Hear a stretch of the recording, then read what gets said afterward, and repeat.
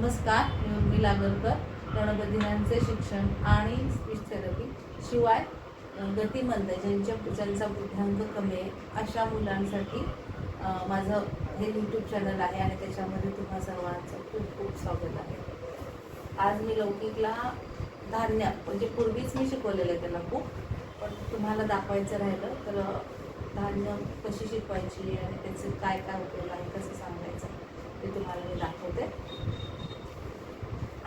लौकिक आधी काय केलं, मी असं छोट्या छोट्या पुड्यांमध्ये पुड्या केल्या होत्या आणि मी आधीच ओळख सांगितली आणि की बाबा हे काय आहे, ज्वारी ज्वारी असं त्याच्याकडून बोलून घेतलं आणि मग सारखं ती पुडी घेऊन काय आहे ज्वारी, मग त्याच्या आईला घरी ते सांगायला लागलं. 2 घेतल्या ती ज्वारी आणि गहू. मग घरी चपाती करताना आधी दाखवलं, भाकरी करताना तो आईजवळ असतो स्वयंपाकघरात, मग तो बघायचा आणि ते चपाती भाकरी तो खातो पण काय आहे चपाती आहे, काय आहे भाकरी. मग चपातीची ॲक्शन अशी लाटतो आणि भाकरी असं. मग हे त्याला प्लीज, मग हे त्याला आधी सांगायला लावलं होतं आईला.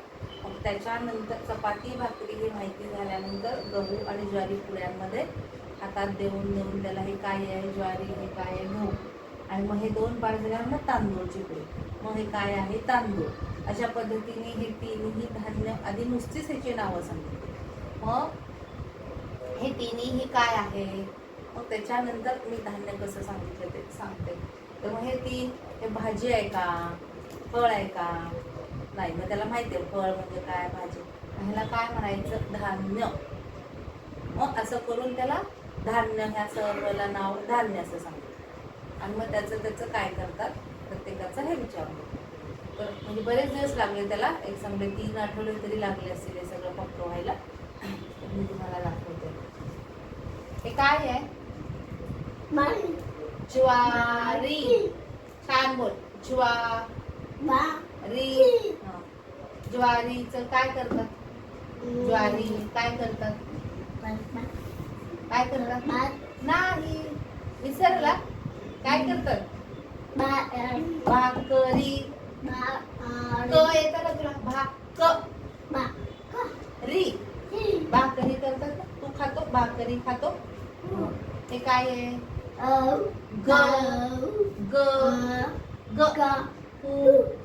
गहूचं काय करतात,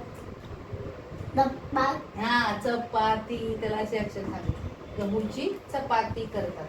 आणि हे काय आहे, हा छान बोल, तांदूळ.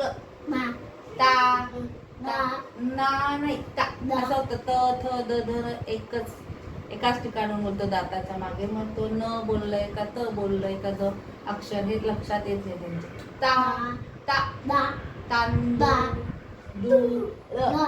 तांदूळचं काय करतात, शाबास. तुला भात आवडतो आणि हे आवडतं सुद्धा. त्याला जे आवडत असतं ना, तर आता त्याला समजा चॉकलेट आवडतं, आईस्क्रीम आवडतं, मग त्याला खातानाच नुसतं त्याने मागितलं, खाऊ लागला की म्हणायचं तुला चॉकलेट खूप आवडतं. असं सतत तो आवडतो शब्द बोलत राहायचं. तो जे पण आवडीने खातो ते बघून त्याला सांगत राहायचं. मग त्याला आवडतो ह्या क्रियापदाचा अर्थ कळतो. असं तर आपण आवडतो म्हणजे काय चित्र दाखवून सांगू शकत नाही. तर मग अशा पद्धतीने त्याला आता जवळजवळ 7-8 महिने झालं आवडतो शिकवते आणि मग त्याला कळतं की काय आवडतं. मग ज्वारी, गहू, तांदूळ हे सर्व काय आहे, हा बरोबर सांगितलं त्याने, छान बोल, धान्य. आता हे धान्य माहित झालं, पण शिकवताना मी हे भाजी आहे का, नाही धान्य आहे. फळ आहे का, मग नाही. आणि मग हे धान्य आहे असं सांग. अशा पद्धतीने. आणि मग इव्हन हे पण मी शिकवलंय की ज्वारी, गहू, बाजरी त्याच्या आईला हे 2 गिरणीत नेऊन ते दळताना दाखवून मग ती गिरणी त्याचा फोटो काढून आणून हे काय आहे गिरणी.